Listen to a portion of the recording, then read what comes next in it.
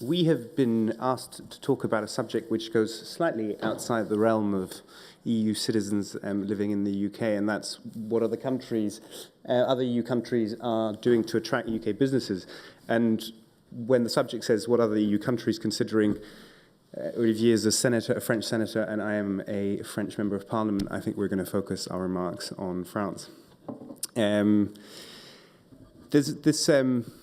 something I get asked a lot in the UK when I go in the media. There's this constant question which comes back, which is, you're trying to make the most of Brexit. France is trying to make the most of Brexit by attracting people who work here in the UK. And I always say, and I actually firmly believe, that this just isn't the case. The exercise of transformation that we're trying to do in France is self-centered. It has nothing to do with Brexit.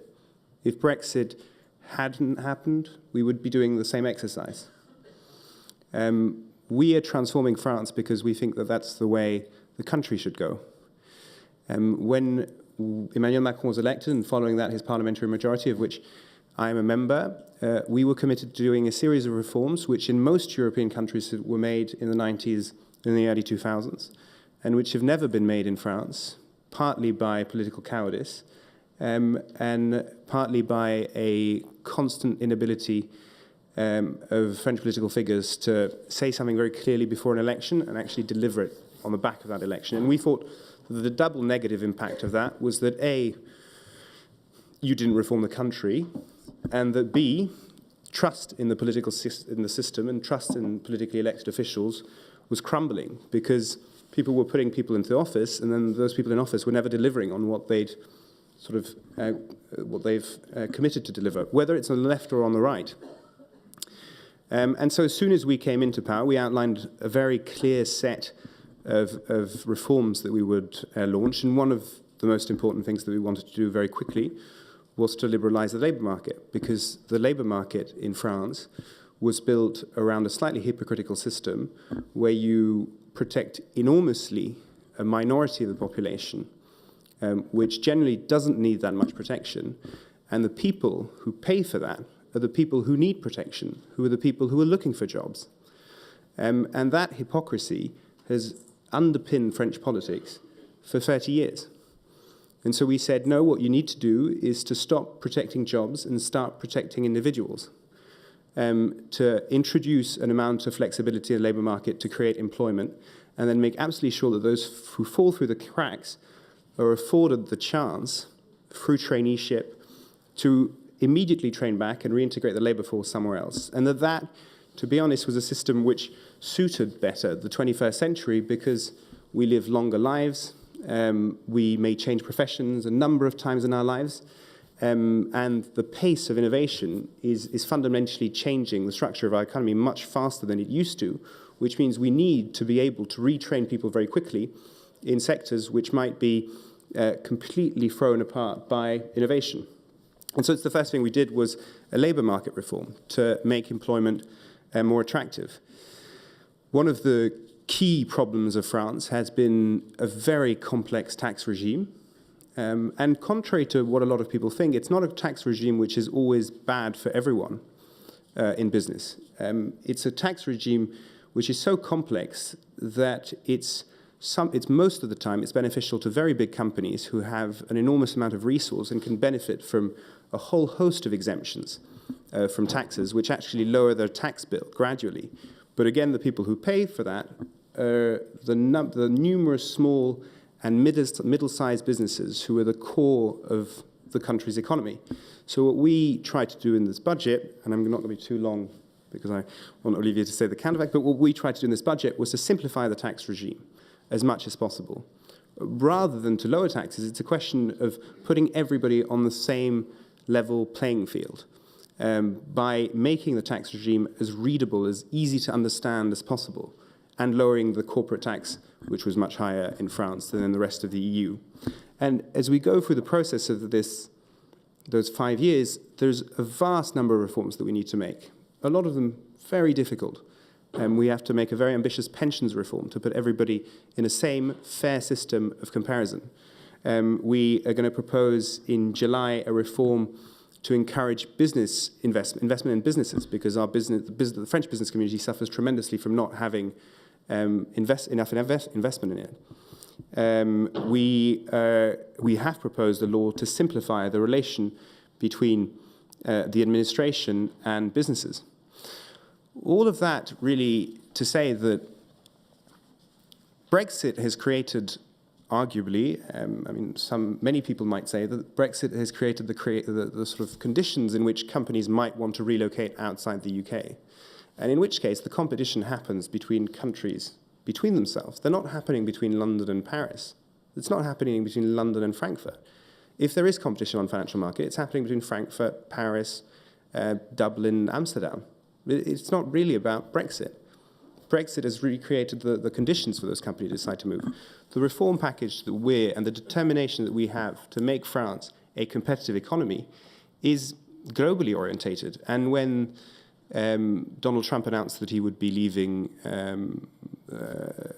the international climate agreement, the Paris Agreement, the President of the Republic was very clear that we're trying to attract researchers from the US.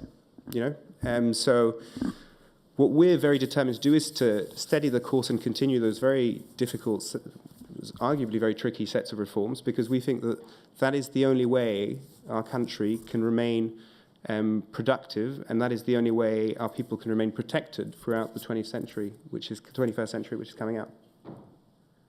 Olivier, do you disagree?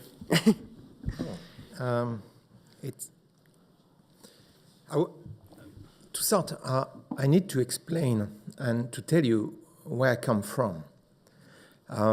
Because what Tom said earlier is exactly what was my feeling, because I'm here now for more than 20 years. When I arrived in '96, I was attracted to move my business in UK, and the British embassy, I remember really well, they came with me in Eurostar, and they told me, you will see how great is UK in EU. And everything you did in Paris, you will be able to do it from UK, and you will be in EU. And as Alexandre said, the environment is great for businessmen. When I announced in '96 that I was leaving France to the UK, some French people told me, you deserve 12 bullets. I said, why do you want to spend 12 bullets when one is enough? And I organized at that time, because it was the beginning of the tunnel and the Eurostar, and organized a big conference to help French businesses who wanted to do the same as me. And we had a full Eurostar of businessmen coming to Ashford. And my father was beside me. And we saw all these French people coming. And he told me, you are my son, you are Moses. Your people go through the sea, and they don't have the feet wet. And for historians, this time was the third wave after the French Huguenots and the French Revolution, remember. And these French people are here now for more than 20 years and made their best, were successful here, as I was. I raised my daughter here. She was in British schools. And we had a great life. We have a great life. We are happy. Until one day, the Brexit came. And remember, this atmosphere, the country was divided, but Europeans didn't feel welcome anymore at that time. And I will never forget what happened to Joe Cox. I don't want to see this anymore. So since that time, I try to do my best to get everyone together, even here. But we all have this question now. Should I stay or should I go? Should I stay first?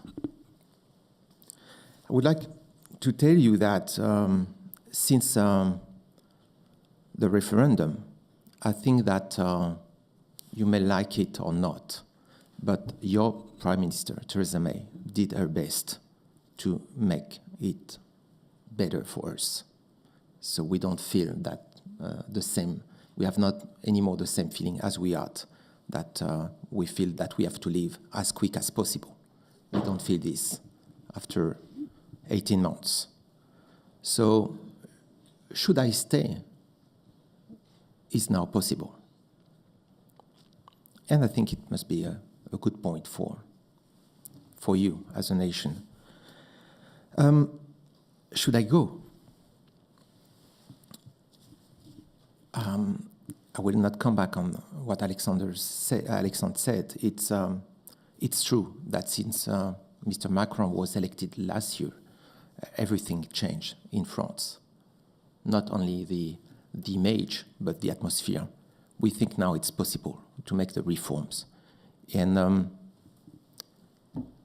I'm in the opposition, but in the same time, as Mr. Macron says, I'm also in majority because I support their reforms and what they try to do. But now, if I have to go, I have to look at EU. And as Alexandre said, for example, when you see people from finance, they look at Frankfurt, they look at Paris, they look at Dublin, sometimes Amsterdam. I said to your ambassador, the British ambassador, 2018 will be a difficult year for you because every month you will hear that some large companies will move out of UK, and you saw that with Unilever, who announced they will leave to Netherlands, or Euroclear, they will leave to Brussels. As my business is now publishing, so it's very attractive to go to Spain, for example, if you are a publisher. But some people, we see them, they leave to Malta, Portugal. But back to France. I will do a report on 5th of April, it's a work of 3 months' work, where I will describe what we have to do in France to have exactly what you have here in UK, to make it exactly the same in France for businessmen. I want to create a paradise for entrepreneurs in France, but I'm not in the majority, so we'll have fun with it, with this report. But I think this is what I have to do. And what I would say, if I have to leave, if I had to go, I would still stay in EU, because EU is the most powerful place to make business, I think, in the world today. So, should I stay? Should I go? But I'm a centrist. If someone has a way to allow me to stay and to go in the same time, en même temps, as Mr. Macron says, I would say I would look at it. And this is happening. If you go on, you come from Estonia, and Estonia tell you how to stay in and manage an EU company from the UK. Whether you are a startup, established business, or freelancer, Estonian e-residency can help you do business in the EU while living in the UK. So why not? It's another way. Just to let you know, my business, because it's a so great place, to do business. I raised 10 million euros during internet bubble. I sold everything. I said to my wife, now it's time for me to retire and to spend my time to write. And she told me, I was working with you. Oh, I don't want to spend my time by reading you. So we have to find something else. And we just realized that we went in a bookstore, and I said, oh, there is only comic books, Tintin or Asterix in English. We could do French comic books into English. I said, great. I said, okay, but it will never happen anymore. No one will ask me if he can go on vacation and when. So I will do a new kind of business. It will be a no paper, no people business. And this is what we have. My business, I work only with freelance. I have someone, he's working for me, he's British living in Poland. I one from Slovakia, one from UK, one from France, one in US. They are everywhere. So, you know, time has changed. It's not like in the past. We can move easily. So now I feel British, and I will tell you, if you ask me, should I go or should I stay? I will answer, wait and see.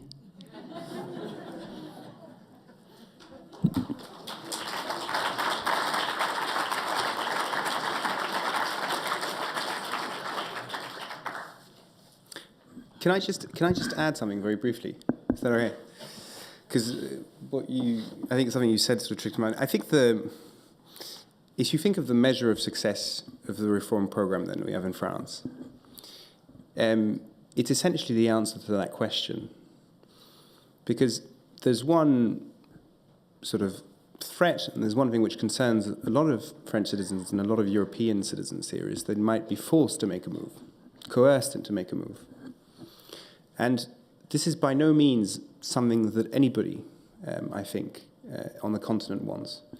The measure of our success of our reform is for people like Olivier, but in the other direction, to one day be making the trip the other way, which is based on choice, whether they're French living in the UK or whether they're English living in the UK, to go and settle in France out of choice because they think they will have a better life there.